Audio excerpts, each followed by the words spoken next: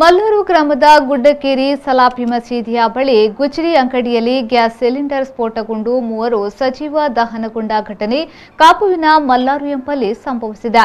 ಸ್ಥಳದಲ್ಲಿ ಮೃತರಾದ ರಿಜಾಬ್ ಮಲ್ಲಾರು ಹಾಗೂ ರಿಜಾಬ್ ಚಂದ್ರನಗರ ಹಾಗೂ ಬಹುತೇಕ ಗಂಭೀರ ಸ್ಥಿತಿಯಲ್ಲಿ ಆಸ್ಪತ್ರೆ ಸೇರಿ ಚಿಕಿತ್ಸೆ ಫಲಕಾರಿಯಾಗದ ನಿಯಾಜ್ ಎಂಬುವರು ಕೂಡ ಮೃತಪಟ್ಟಿದ್ದಾರೆ ಎಂಬುದಾಗಿ ಪೊಲೀಸರು ತಿಳಿಸಿದ್ದಾರೆ. ಮಲ್ಲಾರಿನಲ್ಲಿ 3 ಮಂದಿ ಬಾಲಕತ್ವದಲ್ಲಿ ನಡೆಸಿಕೊಂಡು ಬರುತ್ತಿದ್ದ ಬೃಹತ್ ಗುಜರಿ ಅಂಗಡಿಯಲ್ಲಿ ಭಾರೀ ಸ್ಫೋಟವೊಂದು ನಡೆದಿದ್ದು, ಅರೆ ಕ್ಷಣದಲ್ಲಿ ಎಲ್ಲೆಡೆ ಬೆಂಕಿ ಹೊತ್ತಿಕೊಂಡು ಹತ್ತಿರದಲ್ಲಿ ಸುಳಿಯಲು ಅಸಾಧ್ಯ ಎಂಬಂತಾಗಿತ್ತು. ಅಂಗಡಿಯೊಳಗಡೆ ಮಾಲಕರು ಸಹಿತ 5 ಹಾಜರಿದ್ದರು. 3 ಮೃತಪಟ್ಟರೆ ಉಳಿದಿಬ್ಬರನ್ನ ಚಿಕಿತ್ಸೆಗಾಗಿ ಆಸ್ಪತ್ರೆಗೆ ಸಾಗಿಸಲಾಗಿದೆ. ಎಲೆಕ್ಟ್ರಾನಿಕ್ ಶೋರೂಮ್ ಸಹಿತ ಶಿಪ್ಗಳ ಬಿಡಿ ಭಾಗಗಳನ್ನು ಗುಜರಿ ರೂಪದಲ್ಲಿ ಪಡೆಯುತ್ತಿದ್ದರು. ಈ ದಿನ ಶಿಪ್ನ ಕಂಪ್ರೆಸರ್ ಒಂದನ್ನು ಅದರಲ್ಲಿ ಭಾರೀ ಗ್ಯಾಸ್ ಶೇಖರಣೆಯಾಗಿರುವ ವಿಚಾರ ತಿಳಿಯದೆ ಗ್ಯಾಸ್ ಕಟರ್ ಮೂಲಕ ಕಟ್ ಮಾಡುತ್ತಿದ್ದಂತೆ ಭಾರೀ ಸದ್ದಿನೊಂದಿಗೆ ಆ ಕಂಪ್ರೆಸರ್ ಸ್ಫೋಟಗೊಂಡಿದೆ. ಈ ಗುಜರಿ ಅಂಗಡಿಯ ಸುತ್ತಮುತ್ತ ಇರುವ ಕಟ್ಟಡಗಳಿಗೂ ಸಣ್ಣಪುಟ್ಟ ಹಾನಿಯಾಗಿದ್ದು, ಅಗ್ನಿಶಾಮಕ ವಾಹನಗಳ ಮೂಲಕ ಬೆಂಕಿಯನ್ನು ನಿಯಂತ್ರಿಸಲಾಯಿತು.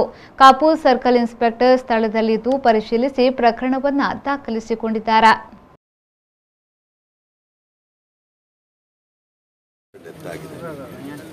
ಇನ್ನು ಇಬ್ಬರು ಬಹಳಷ್ಟು ಸೀರಿಯಸ್ ಇದೆ. ಅದು ಈಗ ಪೊಲೀಸ್ ಇಲಾಖೆಯವರು, ನಂತರ ಅಗ್ನಿಶಾಮಕ ದಳದವರು ಇವಾಗಲೇ ಎಲ್ಲ ಫರ್ದರ್ ಇದಾಗದ ರೀತಿಯಲ್ಲಿ ಇವಾಗಲೇ ಕಾರ್ಯಕ್ರಮ ಹಮ್ಮಿಕೊಂಡಿದ್ದಾರೆ.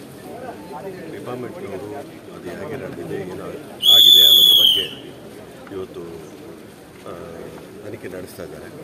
ಆ ಡೆತ್ ಆದಂಥ ಕುಟುಂಬಕ್ಕೆ ಏನಾದರೂ ಅವಕಾಶ ಉಂಟಾ, ಇನ್ಶೂರೆನ್ಸಲ್ಲಿ ಏನಾದರೂ ಅವಕಾಶ ಉಂಟಾ ಅಥವಾ ಬೇರೆ ಯಾವ ರೀತಿಯಲ್ಲಿ ಅನ್ನೋದ್ರ ಬಗ್ಗೆ ವಿಚಾರ ಮಾಡ್ತಾ ಇದ್ವಿ. ಅದು ವಿಮರ್ಶೆ ಮಾಡಿದ ನಂತರ ನಾನು ಕೂಡ ಈಗ ಬಂದಿರುವಂಥ ಸುದ್ದಿ ಕೇಳಿ ಬಂದಿರೋದು, ಇನ್ನೂ ಗೊತ್ತಾಗಲಿಲ್ಲ ಯಾವ ರೀತಿ ಅವಘಡ ಆಗಿದೆ ಅನ್ನೋದ್ರ ಬಗ್ಗೆ ಇನ್ನೂ ಕೂಡ ತಿಳುವಳಿಕೆ ಸಿಗಲಿಲ್ಲ. ಸರ್, ಪರಿಹಾರದ ಬಗ್ಗೆ ಪರಿಹಾರ ಈಗ ಅವರಿಗೆ ಫ್ಯಾಮಿಲಿಗೆ ಕೊಡಬೇಕು. ಸಣ್ಣ ಅದೇನು ದುಡಿದು ತಿನ್ನುವಂಥ ಪರಿಹಾರ, ಅವರನ್ನೇ ನಂಬಿಕೊಂಡಿರುವಂಥ ಸಂಸಾರ. ಹಾಗಾಗಿ ಇವತ್ತು ಅದಕ್ಕೆ ಪರಿಹಾರ ಒದಗಿಸುವಂಥ ಕೆಲಸ ಮಾಡಬೇಕು.